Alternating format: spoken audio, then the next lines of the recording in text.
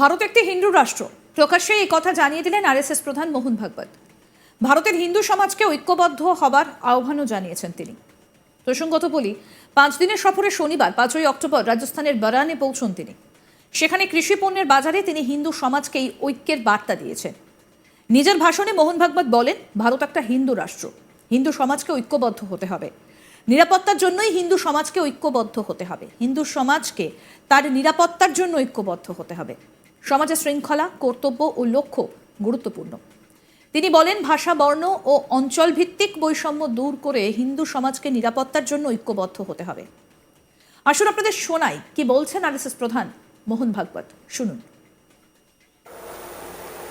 हम भारत माता के पुत्र हैं और इसलिए भारत माता के लिए जिएंगे मरेंगे। लेकिन भारत में भारत के लिए जिम्मेवार समाज कौन सा है? वो हिंदू समाज है, क्योंकि भारत हिंदू देश है, हिंदू राष्ट्र है।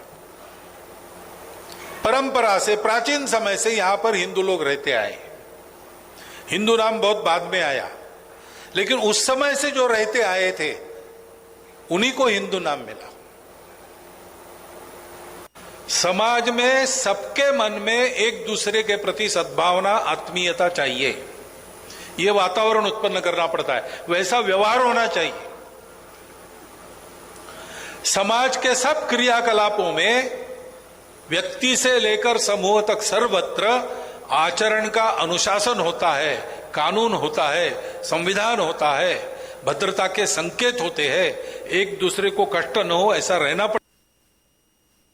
প্রসঙ্গত বলি, লোকসভা ভোটের পর নিজেকে ঈশ্বরের দূত দাবি করা নরেন্দ্র মোদীকে আক্রমণের নিশানা করেছিলেন মোহন ভাগবত।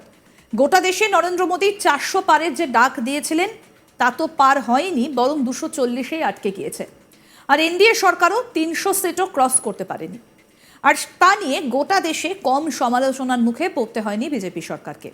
এই অবস্থায় আরএসএস প্রধান মোহন ভাগবতও এই নিয়ে ছেড়ে কথা বলেননি। নিজেকে ঈশ্বরের দূত দাবি করা নরেন্দ্র মোদীকে ফের আক্রমণের নিশানা কে করেছেন না রাষ্ট্রীয় স্বয়ংসেবক সংঘ অর্থাৎ আরএসএস এর প্রধান মোহন ভাগবত। তিনি নিশানা করেছেন নরেন্দ্র মোদীকে। লোকসভা নির্বাচনের ফলাফলের পর থেকেই বিজেপির পাশ থেকে মানুষের সরে যাওয়ার কারণ হিসেবে শীর্ষ নেতাদের ঔদ্ধত্য আর ভ্রান্ত নীতিকে দায়ী করেছিলেন আরএসএস প্রধান। এবার সরাসরি মোদীর ঈশ্বর হবার প্রবণতাকে আক্রমণ করলেন তিনি।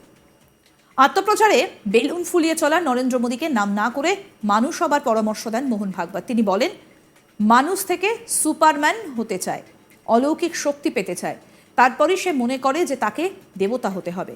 তারপর দেবতা বলে যে ভগবান তো আমার থেকে বড়, তখন সে ভগবান হতে চায়।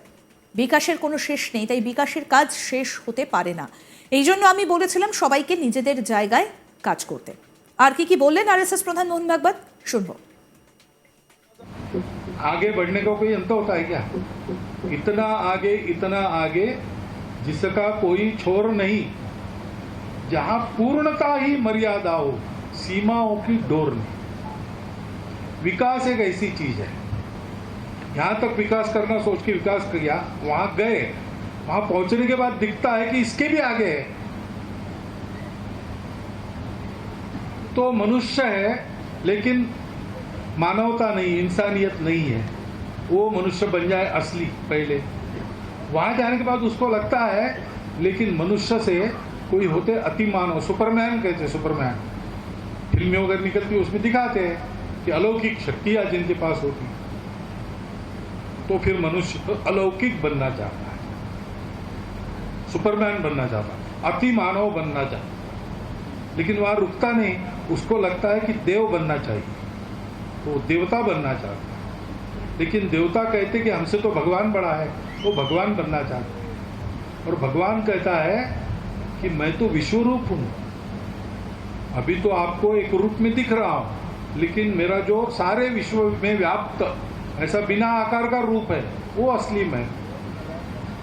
तो वहां भी कुछ है क्या रुकने की जगह, कि वहां से भी आगे कुछ है, ये कोई जानता नहीं है। ऐसे कह नहीं सकता, नहीं है ऐसे भी कह नहीं सकता।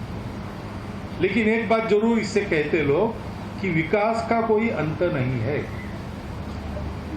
बाहर का विकास भी, अंदर का विकास भी, दोनों का कोई अंत नहीं है।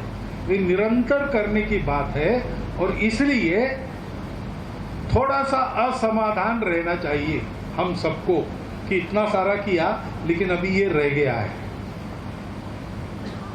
इसीलिए आपने कहा ना, मैंने कहा था आप सब जगह अपना काम कीजिए, तो मैंने क्यों कहा उस समय, क्योंकि सब जगह काम करने वाले लोग भी हैं हमारे। अशोक जी इधर काम कर रहे थे, और भी लोग काम करते, कल्याण आश्रम काम कर रहा था, अभी भी कर रहा है। तो एक ही रास्ते पर ज्यादा वाहन हो गए या ज्यादा आदमी हो गए तो टकराते आपस में, इसलिए रास्ते पर नियम रहते, आप बाएं तरफ से जाओ, आप दाहिने तरफ से जाओ। लेकिन ये मालूम है और ये करना भी पड़ता है, फिर भी उस समय ये क्यों कहा मैंने कि ठीक है आपको बाहर के इलाके में भी काम कर सकते हैं, क्योंकि विकास का कोई अंत नहीं। और कार्यकर्ता के मन में ये अनुभव आना चाहिए कि इतना सब कुछ किया और थोड़ा बाकी है, क्योंकि हमेशा और थोड़ा बाकी रहता ही है।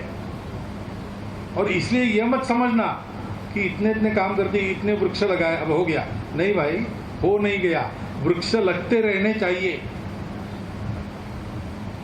इतने लोगों को पढ़ाया, हो नहीं गया भाई, और नई पीढ़ी आएंगी, उनको भी पढ़ाना है। पढ़ाई सतत चलनी चाहिए, स्वास्थ्य की चिंता सतत करनी पड़ती है। ये सारे सतत करने के काम हैं, इनका अंत नहीं है। और सतत करने में ही इससे पूरा समाधान सबको मिलता है। ভারত একটি হিন্দু রাষ্ট্র, প্রকাশ্যে এই কথা জানিয়ে দিলেন আরএসএস প্রধান মোহন ভাগবত। ভারতের হিন্দু সমাজকে ঐক্যবদ্ধ হবার আহ্বানও জানিয়েছেন তিনি। প্রসঙ্গত বলি, 5 দিনের সফরে শনিবার 5ই অক্টোবর রাজস্থানের বারানে পৌঁছন তিনি, আর সেখানে কৃষি পণ্যের বাজারে তিনি হিন্দু সমাজকে এই ঐক্যের বার্তা দিয়েছেন। নিজের ভাষণে মোহন ভাগবত বলেন, ভারত একটা হিন্দু রাষ্ট্র, হিন্দু সমাজকে ঐক্যবদ্ধ হতে হবে, নিরাপত্তার জন্যই হিন্দু সমাজকে ঐক্যবদ্ধ হতে হবে। সমাজে শৃঙ্খলা, কর্তব্য এবং লক্ষ্য গুরুত্বপূর্ণ। তিনি আরও বলেন, ভাষা, বর্ণ এবং অঞ্চল ভিত্তিক বৈষম্য দূর করে হিন্দু সমাজকে নিরাপত্তার জন্য ঐক্যবদ্ধ হতে হবে। কি বলেছেন মোহন ভাগবত, আসুন আরেকবার শুনে। हम भारत माता के पुत्र हैं और इसलिए भारत माता के लिए जिएंगे मरेंगे। लेकिन भारत में भारत के लिए जिम्मेवार समाज कौन सा है? वो हिंदू समाज है, क्योंकि भारत हिंदू देश है, हिंदू राष्ट्र है। परंपरा से, प्राचीन समय से यहां पर हिंदू लोग रहते आए। हिंदू नाम बहुत बाद में आया, लेकिन उस समय से जो रहते आए थे उन्हीं को हिंदू नाम मिला। আরও আপডেট পেতে দেখতে থাকুন আজ তাক বাংলার ইউটিউব চ্যানেল, সাবস্ক্রাইব করুন।